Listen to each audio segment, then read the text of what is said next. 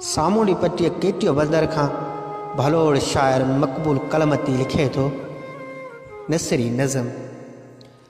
ओ पिरीं ओ प्यारा पिरीं ॻाल्हि मुंहिंजी ॿुध। हा उन हक़ीक़त खां तूं बि घणो वाक़ुफ़ु आहीं। सिवा तुंहिंजे हिन दुनिया में मुंहिंजो ॿियो केरु बि नाहे।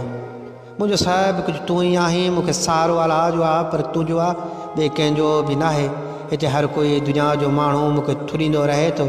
ओ पिरीं मूंखे तुंहिंजो ई सारो खपे, ॿियो कुझु बि न खपे। मूंसां जे तूं गॾु आहीं मां ईअं भाईंदो आहियां ॼण मूंसां पूरी काइनात कठे आहे। सिवा तुंहिंजे हिन बेदर्द दुनिया में मुंहिंजो जीअणु मुश्किल आहे। ओ पिरीं मुंहिंजी ज़िंदगी तूं आहीं, तोखां सिवा मां अधूरो आहियां ऐं बेवस लाचार आहियां। तोखे चाहण वारा खोड़ हूंदा, तोखे चाहण वारा खोड़ हूंदा, पर मूंखे तुंहिंजी अहिड़ी ज़रूरत आहे जीअं थुड़ खे बरसाति जी ऐं मोए खे क़बर जी।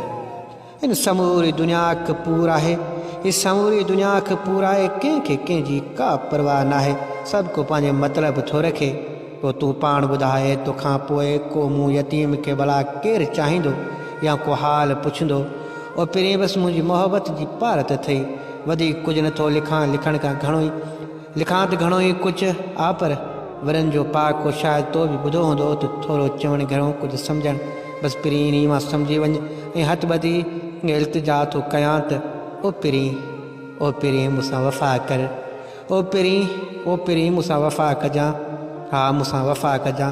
मां उहो ई साॻियो गुमनाम तुंहिंजो पंहिंजो मक़बूल कलमती बलोच शार ठारी वारी अखां।